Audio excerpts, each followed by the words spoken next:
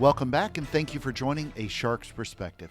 Like any other channel, trade shows and conferences, for many, especially in the B2B space, well, they're a lead gen tool. However, with the pandemic changing that dynamic, it's given many an opportunity to take a new look at enhancing their digital flows and even caused many to take a look at where to reallocate some of that marketing spend in order to continue to drive leads. When there are no boost demand because there are no trade shows or conferences, then where do you put your money not only to survive, but more importantly to thrive? Marty Greif is the president of SiteTuners, an author, speaker, and conference content director. And on this episode, we'll discuss trade shows and conferences, websites that don't truly function as a sales or shopping tool, reallocating budgets to things like podcasts, CFOs in reality, agile marketing, Tom Holland, political virtual events, local aquariums, a lack of respect in the distinction of some important breads of the world, and a lot more. So let's tune in to a site tuning CEO with a shark who loves the Gulf, the Atlantic, and pretty much any optimized open waters on this episode of A Shark's Perspective. Marty, thank you so much for joining us today on A Shark's Perspective. If you would, tell us a quick synopsis of your background, your career to date, please. Sure, I'd be happy to, Shark. It's been kind of an interesting road. I started out as a computer programmer and wound up in marketing because a vendor said, "Oh, let's see if we've got this right. You can speak about our product without drooling on yourself. You're not really a techie." Oh, yeah. I've been in marketing for the last 25 years ever since because I combine technical stuff with marketing stuff. It works. Now, why not move towards being really a more of a MarTech type role? I know you focus on that as well, but it's a little bit of a different path as well. Sure. Well, if I go back to that, when I moved from being a computer programmer to being in marketing, it was for software companies. The majority of my career was in software marketing, so I was there. I was retired, and 7 years ago, Tim Ash, the founder of our company, asked me if I would come on board and be the adult in charge. And yeah, well, you're laughing, but the truth of the matter is, I laughed too. I thought he was joking. It turns out he was serious. Yeah. And so I've been running the company for quite a while now. That's great. Well, at least you got the right person for it, because I've never been accused of being the adult in charge of anything. But you live in one of my favorite cities. It's an area that always cracks me up that people, I think, forget about. Tampa, Florida. I went to school in the general area for a while. But what got you to Tampa? Was that where you were from? No, I'm originally from the New York, New Jersey area. And about 20 years ago, I had left the company where I was VP of marketing, publicly traded company. I sold my stock, which basically meant I was done, right? Yeah. So I didn't know what to do. And a friend of mine said, "Well, why don't you come sell for us?" And the company was based out of Tampa, Florida. And so I did for 3 years and loved it. I sold. I didn't have anyone working for me. And it was wonderful. I just went out and talked to people, solved people's problems, made a lot of money. And the president of the company said, "Why don't you come down and be our VP of marketing?" And after 7 times of saying no and the offer keep going up, I went finally, okay, I can move to Tampa. I can be bought. And I've been here ever since. Yeah, no state income taxes, pleasant weather in the winter. It's pretty hard to beat. Plus, it's affordable compared to New York and even Miami. But I went closer to the coast. I was on the coast and spent some time there in my youth. But I love Clearwater. All those areas are just, they're beautiful little extensions of the Redneck Riviera. If you want to go all the way from Northwest Florida down, the Gulf Coast is pretty hard to beat. So. Oh, yeah, absolutely. And it's certainly affordable. Like you were talking about, the house here that we bought. Yeah. Was the same price as the house that was up in Massachusetts where I'd lived for a little while. It's twice the size, and we have a pool, and we have a 3-car garage. You can't compare it. No. It was the same price. And you're closer to sharks, which makes me happy. So I actually like to dive in that area, but I like diving in Clearwater, that area in particular. But went to school for a while in Bradenton. So. But anyway, the topic du jour is talking a little bit about where we're moving a lot of our dollars, especially the traditional dollar spend, to digital marketing during pandemic and post-pandemic. But talk a little bit about why you see this as a need to shift. I mean, let's help define the problem and the way you see the world today with moving trade show dollars towards digital marketing. Well, let's start with the obvious. Trade shows aren't happening. Yeah. So, yeah, I mean, I'm sorry, Shark, but, I got to start with the obvious. Why? Has there been something on the news about a pandemic or an illness or something? I haven't seen anything about it.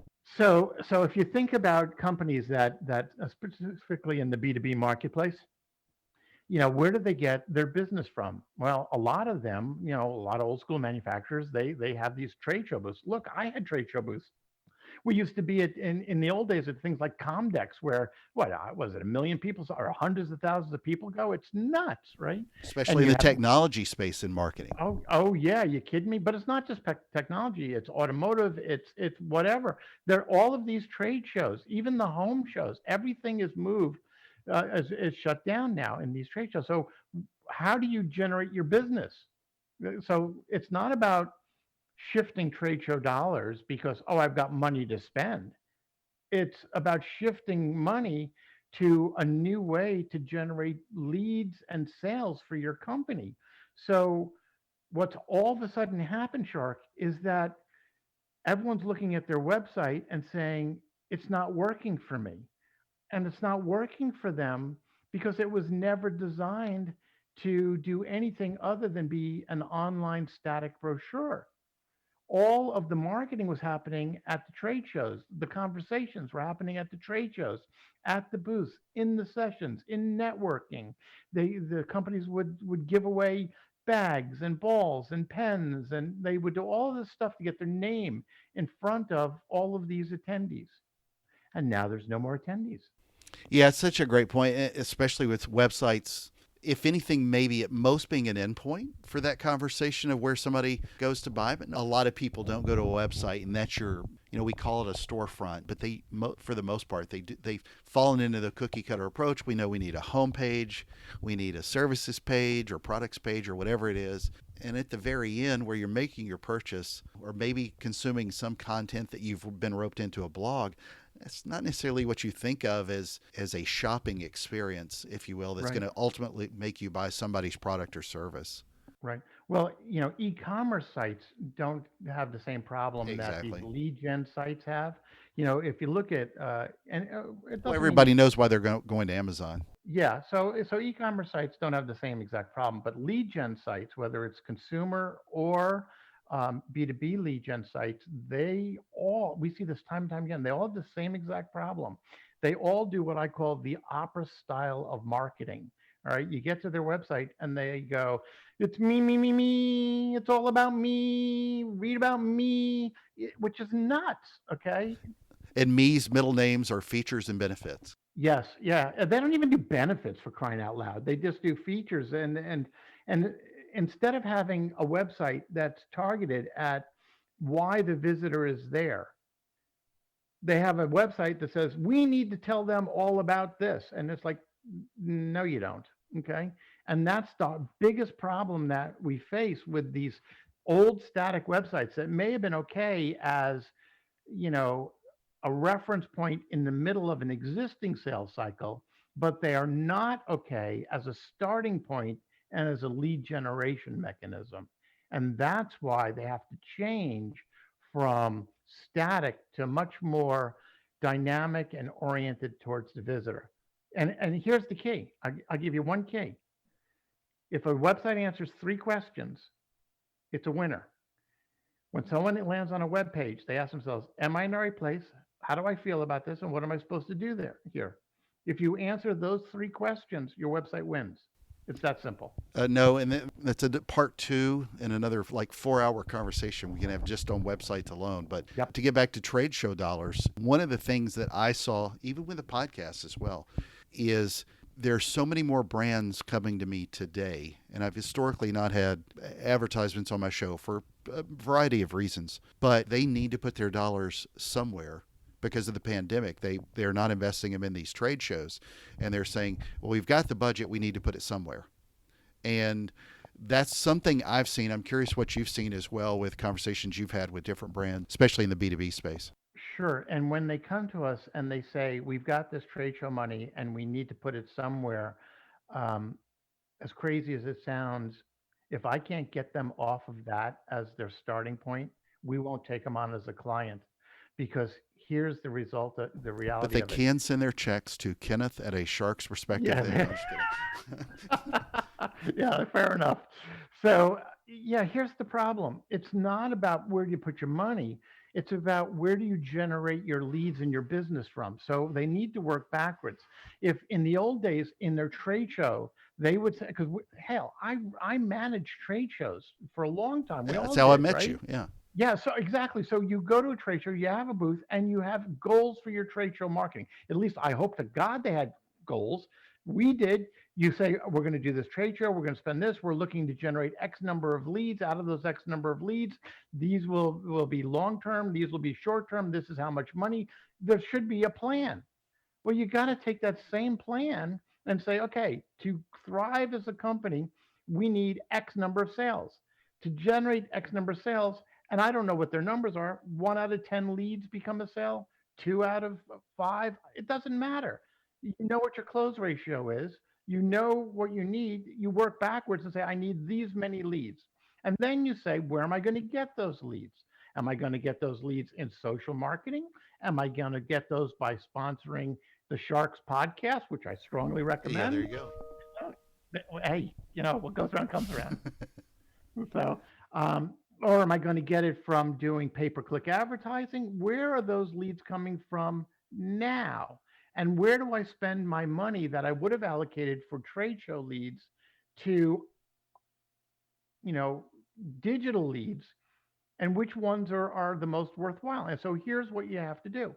Figure out what the end goal is, figure out the strategy, and test social leads, test email marketing leads, test what LinkedIn leads, test website leads. I don't care, but just test them and build out your plan. That's how you move from trade show dollars to something effective. So, 2020, you were the MC and host for Digital Growth Unleashed, where I presented. I was told it was one of the highlights of the entire conference that most people, after seeing mine, stop. No, I'm just kidding. No, but I thoroughly enjoyed it. But, one of the things that obviously filled in the gaps for everybody during the pandemic is everybody's got a virtual conference now, just like they do podcasts. There were 1 million podcasts today. I think there were like roughly 800,000 last year. It almost feels like that with the number of virtual conferences that have sprouted up everywhere for obvious reasons, because people want to connect. It feels like the same way with a lot of Zoom calls. But with virtual conferences, especially for speakers, the lead generation play, let alone the way a sponsor would look at sponsoring a virtual conference, is much different. At most, for a virtual conference, you're going to have 2 or 3 different sponsors. At a normal trade show or conference, you're going to have, to make your money, anywhere from 10 to 50, depending on how large. I mean, it could be much bigger than that if you're talking CES or Dreamforce or something like that, or some major type conference with tens of thousands of people. But the lead generation for people at virtual conferences, it's not nearly the same. So it's a much different context of conversation sometimes, and it's also harder to follow up. Hey, let's meet for coffee later. Whereas let's just walk over here to the side after somebody speaks, or come to our booth at 123 booth and things like that. So how do you look at virtual conferences with where people may or may not need to move their money or focus? So if I go back to in-person conferences just for a second, there's 2 pieces to it. There's the trade show booth, and there is the speakers. For the trade show booth, and I'm sure you've manned the trade show booth at some point, right? 100 years ago, but yes. Yeah. So here's what happens. 2 bad things happen in trade show marketing. You're in your booth, and your booth personnel aren't paying attention to the people walking by, and they're sitting and they're eating, and that drives every VP or director of marketing absolutely nuts. So they're missing opportunities. The second thing that happens is the people walking by will look out of the corner of their eye at your booth, because God forbid you talk to Yeah. them. Oh my God, the world's going to end. Okay. So you might wind up scanning a bunch of They're not people, looking at but me, they're looking at my tchotchkes. yeah, they don't care. So the quality of the leads at a lot of trade shows eh, aren't all of that good. Now there's ways around that, but they aren't that good. On the speaker side, if you're a great speaker, people will come up to you, and you may generate some business out of it. But what you really get are, groupies slash fans who probably aren't the people you want to talk to. You want to talk to the people that are going to make a decision. So the problem there is you're not getting to the right people, but you will get to them over time because they'll reach out to you, right? So why did I go through that? Because in a virtual conference, what happens is you won't get a wide range of leads, but what you will get are people who are actually interested in what you had to say. So if you have quality content and you add value to somebody, which is the key to this, then what will happen is you will actually wind up with better qualified leads that will turn into business. So there's ways to do things digitally that you couldn't do anywhere near as easily in the real world, we'll say, versus the digital world. So I'm a big proponent. You are a big proponent. Oh yeah, very much so. Now, having said that, I miss going to conferences and Yeah, seeing new cities and meeting people. I'll agree to that. But from a business standpoint, when you do it right, you can get a ton of value true. out of virtual conferences. True, especially if you host your own. The difference of the ones that you host on your own Mhm. versus the ones that, or maybe that you host and you own a different brand name versus Mhm. the ones that you sponsor that somebody else manages. So I will also say, though, that as a speaker, I've presented on quite a few topics, had somebody come up, and that turned into business afterwards. I've been lucky to go that way. Now, it's not just, we're not signing any contracts the day of, but it does foster a much better conversation immediately after as well. So when you look at moving those trade show dollars, what areas of digital do you typically point people to where they need to spend versus what areas do they need to avoid? Well, it depends on what it is you're selling too. Sure. So if I am selling a consumer product, then I'm probably not going to be doing trade shows, virtual trade shows. Yeah, but I might be doing some series of consumer oriented webinars, podcasts.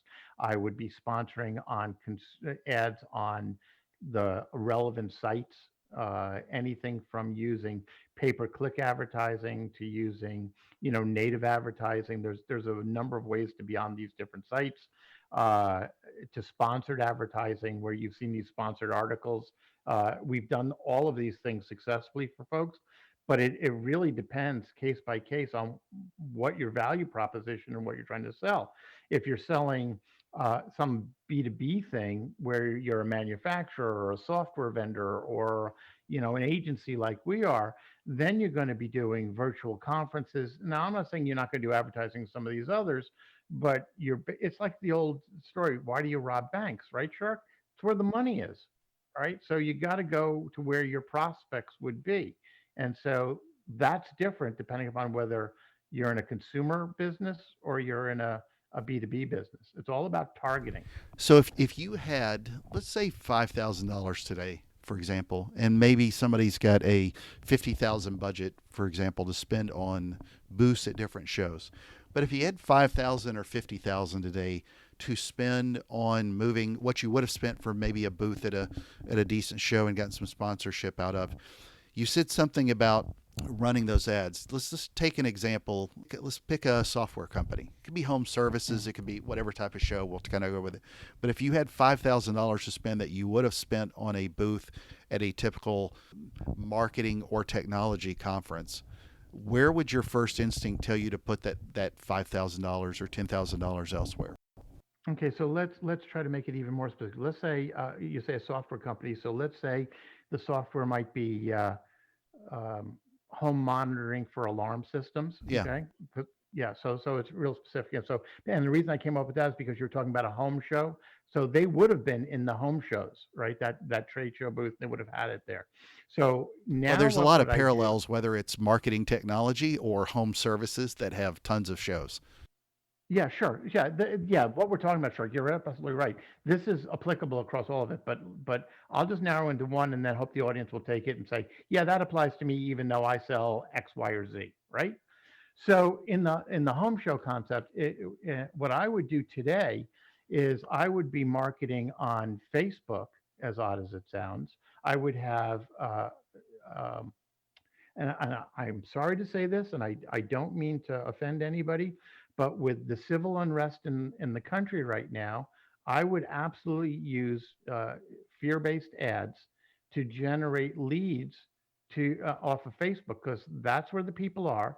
It's a home-based thing, as opposed to if I was selling to a business, I might be doing it on LinkedIn, right? But we're talking home-based. Uh, I would use whatever is currently going on, uh, use the pandemic, use civil unrest, whatever Throw it in is, some so that political it's relevant. advertising as well. Well, yeah, I might avoid that like the plague. But my point Sure. being is, you take what's going on out there, so it's relevant. You make it interesting. You either have to do something that is fear based, or you have to do something that is pleasure based. It's the old pain or pleasure, right? You either have to motivate people by pain or by pleasure. Those are your two choices. And so and unfortunately, there have been studies over the year that show that the pain based and fear based stuff works about 3 to 1 times better than the pleasure based stuff. Okay. So Yeah, but everybody's that's what writing I would say. books on being kind and empathetic and loving each other and Right. And so if I was selling a book on how to be kind, I would say, my ad would say something along the lines of, are people are annoying you? yeah, yeah, Are you yeah. lonely? Great point. Here's what you need to solve that problem. Right. The great point. So, how would you look then at podcast dollars, whether or not you were going to put money towards something like that? Again, it goes back to the audience. What am I selling and who's the Well, audience for let's the let's stick with podcast? the what we were talking about for the home services example. Okay, so then I would find a podcast that appeals to a consumer audience. I might pick one where the audience is already, and this is going to sound crazy, so I haven't given this much thought. So, Shark, I'm gonna say something wild here. I might try to find conspiracy theory podcasts where the people are likely to be a little bit more worried about bad things happening to them because they already believe the government's after them or the Democrats or the Republicans or aliens or Bigfoot, whatever they're worried about. I would actually find that kind of audience and I would sponsor on something that appealed to the kind of people that would be more likely to go, you know what, I need to protect my family and my home. So Marty listens to the black helicopters, and aluminum foil hat podcasts. So, well, you know what? I may be a little loony, but I No, will that tell that's you, that's funny. It's smart.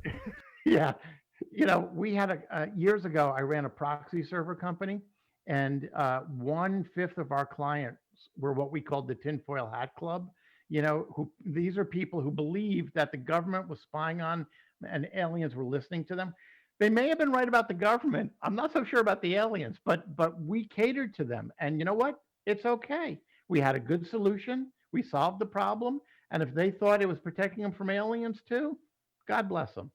One of the reasons I said that in particular about podcasts is I think, and I talk about this a lot of time with the power of podcasting at different presentations as well, is so many people want to jump in and throw their own podcast together. And it's a much different strategy than throwing your own virtual event. Anyway, we're recording this during the back half of 2020, and the sticky question that everybody wants to really understand is how long this will sustain. God willing, we get a good vaccine and everybody goes back to normal, and we're pressing palms at, in the year 2022 or 3, we're able to see each other and hang out at trade shows like we used to. But when you look at 2021 and beyond, not just the immediate terms of 2020, but when you look at 2021 and beyond, where do you start thinking longer term? Is this going to be a permanent shift, moving a lot of those dollars to digital? Is this something that's going to sustain, or is this something just temporary? The answer to that is yes to both. All right. And it's like, think of it this way: there are companies that survive and there are companies that thrive. And the companies that are going to thrive are the ones that are going to take this opportunity to enhance all of their digital flows, whether it's lead gen or sales or whatever it is. And they will be well positioned going forward to when we can go back to trade shows to not switch their money back from digital to trade shows, but to take additional profit that they've been making and enhance their growth by doing trade shows and digital correctly. The problem that people are having now is they haven't been doing digital correctly for forever, and now they're forced to. So the companies that thrive will do both on an ongoing basis. The companies that are just surviving will be the ones that make a I'm going to say half-ass stab at it, right? And they do some digital stuff, and they'll be thrilled when they can go back to the old ways, and they'll survive, but they're not going to be the ones that survive, that really thrive going forward.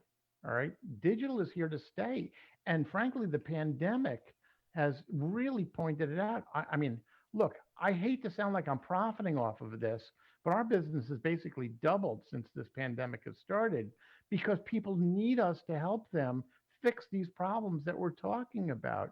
And I'll give you one other thing. We had one client, this was an existing client, said to me, and forgive me, I won't even use the right words, we're effed. That was the first line in his email to me. His revenue went to zero. And in 2 days, by doing some tweaks to his digital, we actually got him 96% of his revenue back. It took us 2 days to do.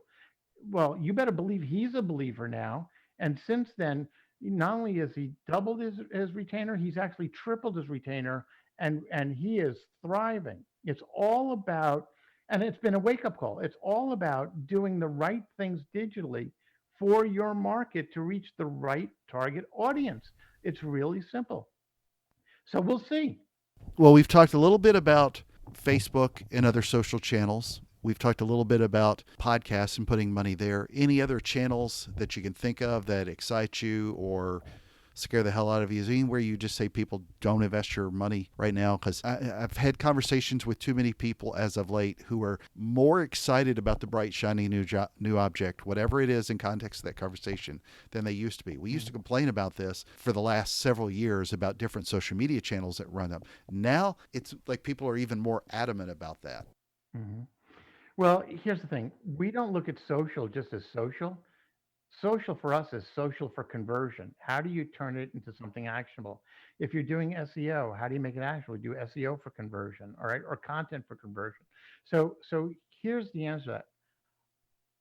It doesn't matter if you want to do email marketing or social marketing or pay-per-click marketing or, you pick it. The road to bankruptcy is littered with half-done projects. And the problem is people do a little social, they don't do it right, and then they move on to the next Amen. shiny Yeah. object and they don't, yeah. That's the problem. It's not that they don't work.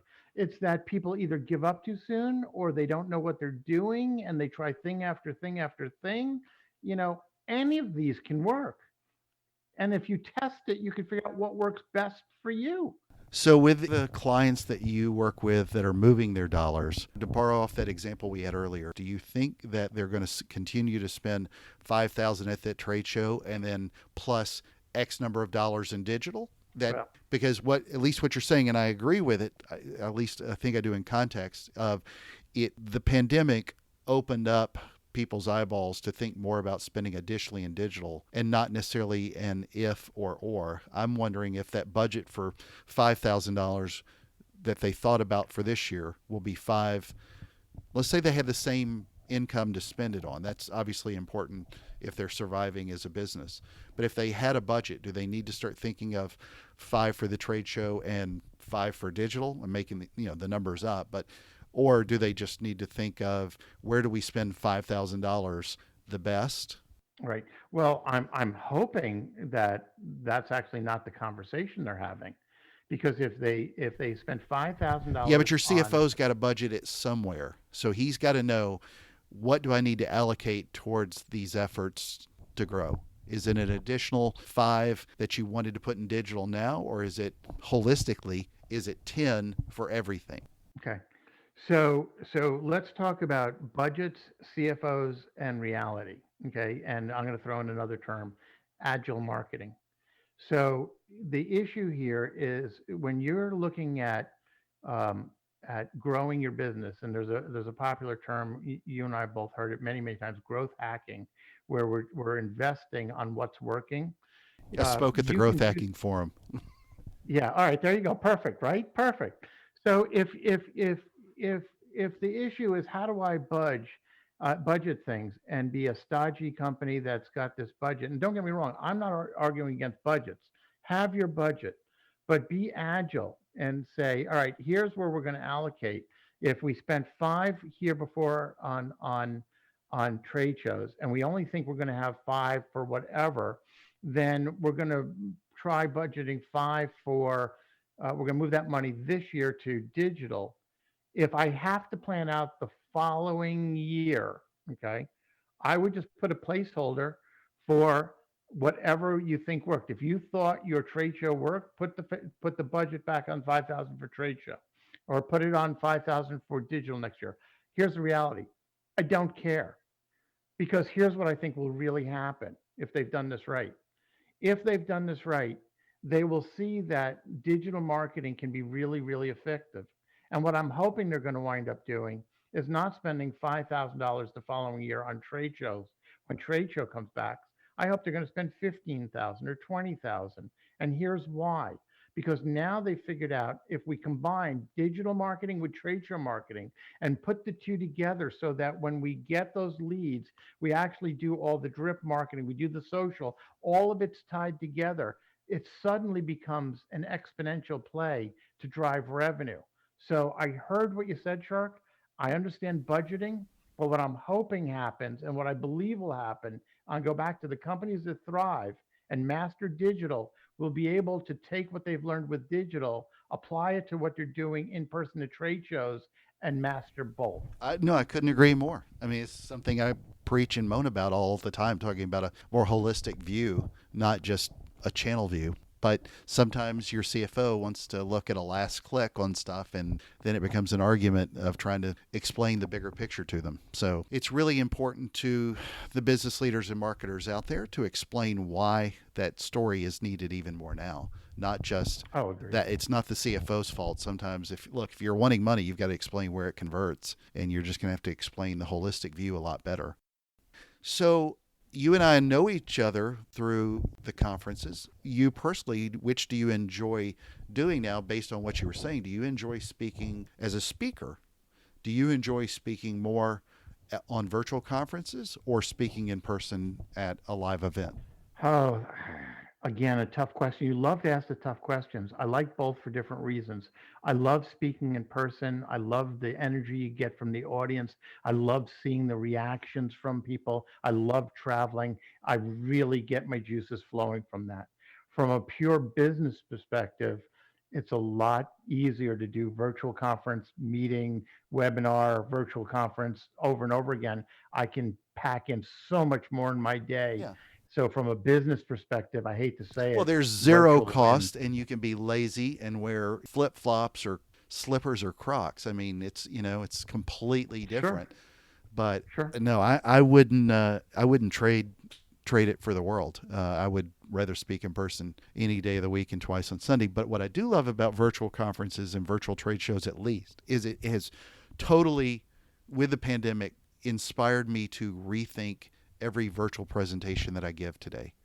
And I don't even think I did that early on, but it has so locked me in now to thinking about doing things with digital confetti, if you will. I mean, it's like when you watch the presentations done on the national political conventions, it makes you wonder, did any of them actually watch what was happening with every conference that's gone on during the pandemic? Because it doesn't feel that way. It seems like at most it's just somebody on another boring Zoom call.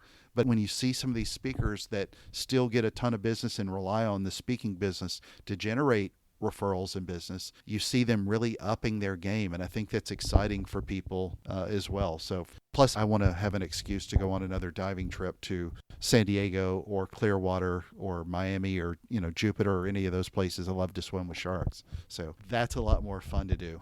Well, my only comment to all of that is, you're more the exception than the rule itself. You are an outstanding speaker, and you always prepare your content. And the fact that you're using this as an opportunity to retool and make it even better, I can't even imagine what you're going to be like, in the next, events where you're in person. I mean, you're starting from a great place, and you're telling me you're going to make it better. I'll go to a conference just to watch Well, you. it's a lot easier to do this virtually. I've been trying to think of more ways to bring in sharks into the in-person experience. It's extremely easy to do that on a Zoom background or something like that. So this at least has been a little more fun to do for Shiggles than others. But anyway, so you're also an author that released a book during the pandemic when you didn't have a chance to go put the book out in front of everybody's hands in person. Did that change how you look to market the book as well, and where you move your own dollars and your marketing mindset to help push the book as well? So this book took me 4 years. Okay. I mean, literally took me 4 years. Okay. And through massive number of rewrites and editing process and all that. And, I never meant to market the book. The book is meant to market Then us. you waited So it's until kind a pandemic to release it. of, yeah. Yeah. So the book was really, it's actually, the book was designed, oh, you're going to love this. The book was designed to hand out at trade shows. Yeah, perfect. That's the reality of it. So, so we haven't quite figured out what to do with it, other than now that I'm a published author, and we can have links to that, that I'm a published author. It actually is generating more business for the agency. It's, I wish more people would take advantage of the time they've had at home to do things like that as well.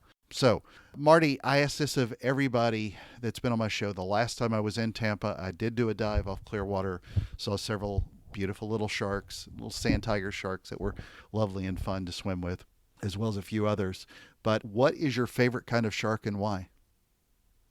What is my favorite kind of shark and why?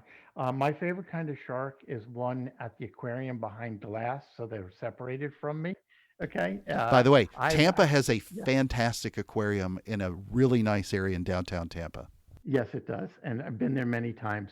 I've actually uh, snorkeled. I'm not a diver, but I do snorkel, and I have snorkeled and seen sharks.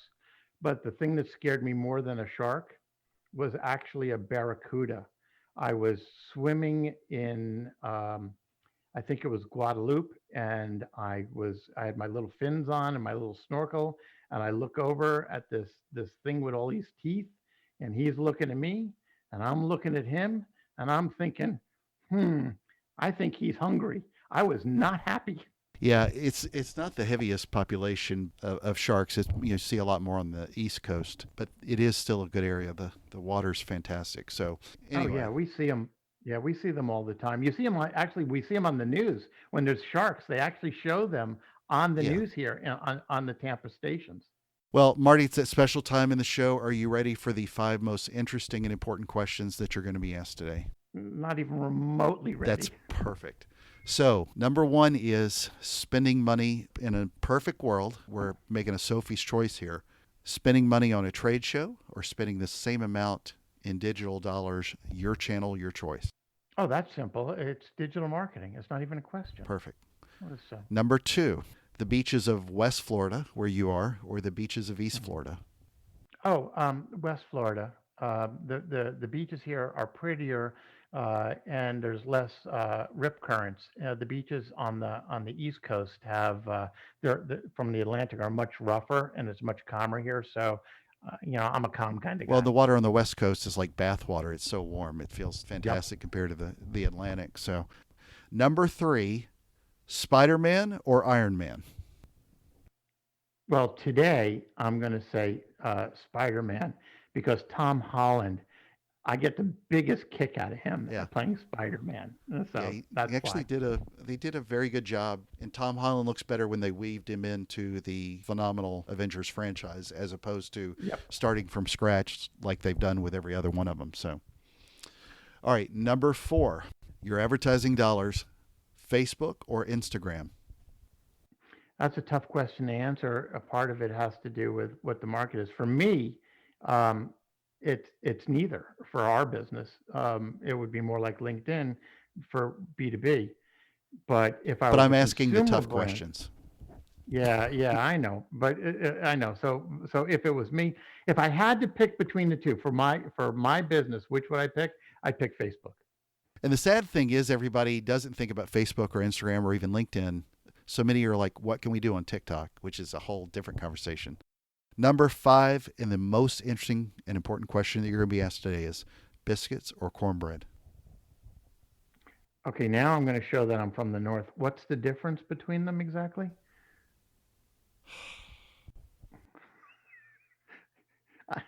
I'm a Yankee. What can I tell Uh, you? we'll pick one or the other because this show has just completely gone off the rails. I'm sorry. Uh, biscuits, of course. Okay. All right, Marty, where can people find out more about you, the SiteTuners team, where to invest those trade show dollars, or possibly later send me checks to invest on the podcast? Well, if they're going to forward checks for you, I'd say they should probably just send them directly to Okay. you. But if they want to find out about SiteTuners, they just need to go to www.sitetuners.com, and they can even book an appointment with one of us right on the top right-hand corner. Awesome. Marty, thank you so much for joining us today on A Shark's Perspective. Thank you.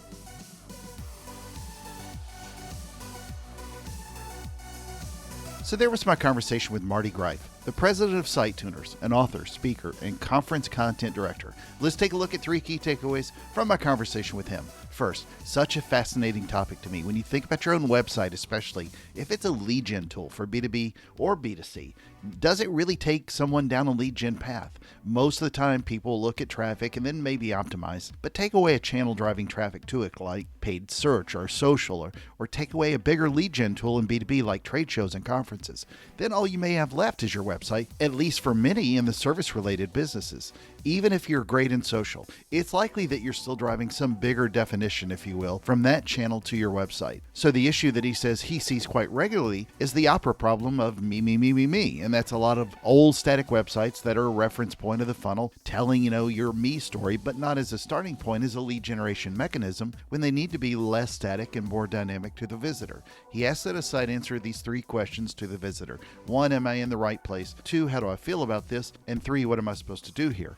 So many websites do not answer those questions correctly. Second, where you put your money or reallocate it when considering if you're moving it from one channel to another or having one plucked out of your hands because of a pandemic, for example, should be looking at your target first, your target audience, your target customer. And you've simply got to test a lot of channels that you may or may not have before, whether that's more social like with LinkedIn or podcast promotion and sponsorship, your own virtual conference, etc. Focus on your target customer first, figure out where they are and where they're moving to go to fix their problems now. Third, love this point that he made. There are companies that survive and those that thrive, and the companies that are going to thrive are the ones that are taking the opportunity to enhance all of their digital flows. So many people have been doing this incorrectly for a very long time now, and now you're forced to change things, so make sure you take the opportunity. Got a question? Send me an email to kenneth@asharksperspective.com. Thank you again for the privilege of your time. It's time for me to swim with sharks again, but I prefer the ones in person. So join us in the next episode of A Shark's Perspective.